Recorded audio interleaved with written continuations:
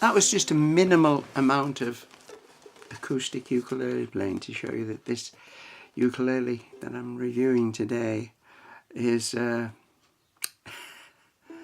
sounds okay acoustically. That's not the point of it. It's an electric ukulele.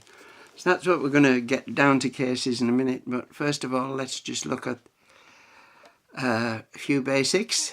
It's a Korala. It's a first generation Korala, meaning that you can't get this model now. This is old new stock.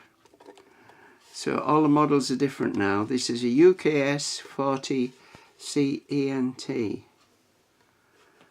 And I shall just keep my mouth quiet a moment while you take in this beautiful piece of curly wood. I don't know what the technical name for this kind of wood is, but it goes by the name of exotic mahogany for the purposes of selling the ukulele. The back and sides are fairly plain. Oh, I don't know though. Nice streaky grain there. Very attractive.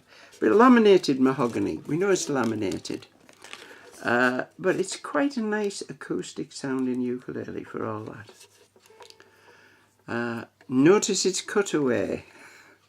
Now under normal circumstances I'd say that cutaway is to enable you to access the high frets.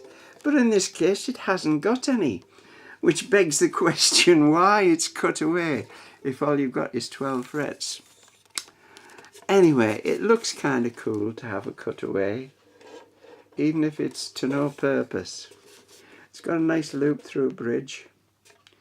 Now we're going to, before we get down to the electrics, let's look at these machines. These machine tuners, which are what we call rotomatic variety. That is, they've got very fine gearing in that housing.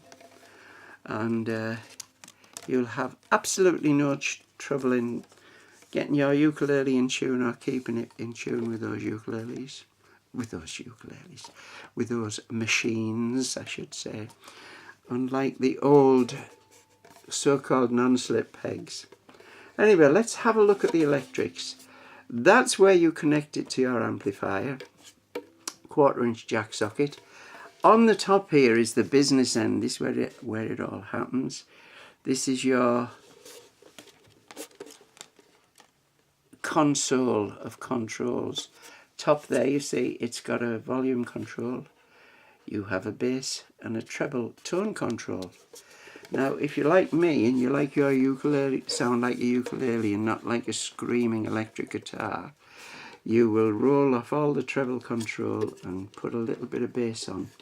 But also you should have a reasonably decent amp which has a middle control, and that's really what gives you the acoustic sound, middle control. But certainly not a lot of treble and not a lot of bass really. This is a Fender reverb amp. The key to everything playing electrically, as far as I'm concerned, is to have a little bit of reverb. For those of you not familiar with that name, it's about echo. If you have a little bit of echo, it helps to sustain the notes. In fact, the amplification of the note, the pickup incidentally is under the bridge saddle, so it's taking the vibrations directly from the notes you play, amplifying them through the amplifier. And it's amplifying implies volume, but it's not really about volume. Yes, you can rattle your window panes if you want to, but I don't want to. I want to sustain the notes I'm playing. That's the whole purpose of amplification as far as I'm concerned, and the reverb or echo helps you to do that. Now, just to recap a minute about what it sounds like acoustically. But if you switch on your amplifier with a little bit of added reverb, see, already those notes last longer without any manipulation at all. So I've just realised I've made a howler in choosing the tune I'm gonna play, because really what I need is a wound 4th string to get the full benefit of it, not the high re-entrant tuning, but a low so-called G string. Anyway, I've already committed to do this, so I'm going to do it. It's an old country song, but it was made a hit by what you might call a soul singer, Mr. Ray Charles. So everybody thinks it's a soul song. It's not. It's an old country song called You Don't Know Me. If you don't know the song, I shall just remind you with the first verse.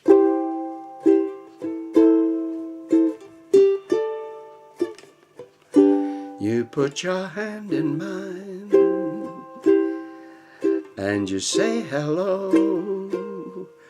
I can hardly speak, my heart is beating so, and anyone can tell.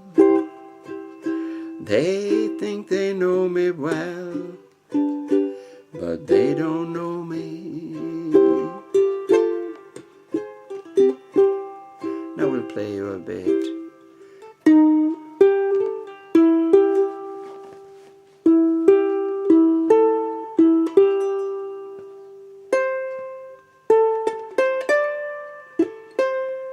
Made a hash of that.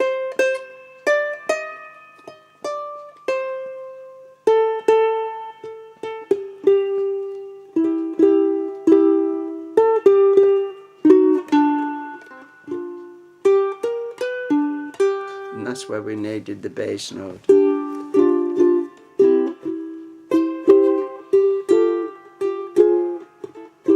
I'll play a little bit again just with chords, just so you see how it sustains the chords.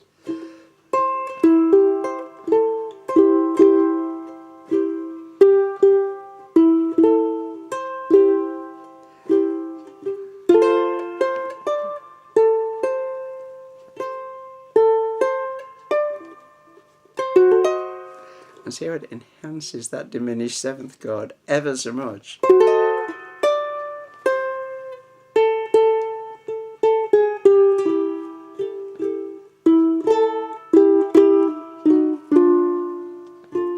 Cause you don't know me.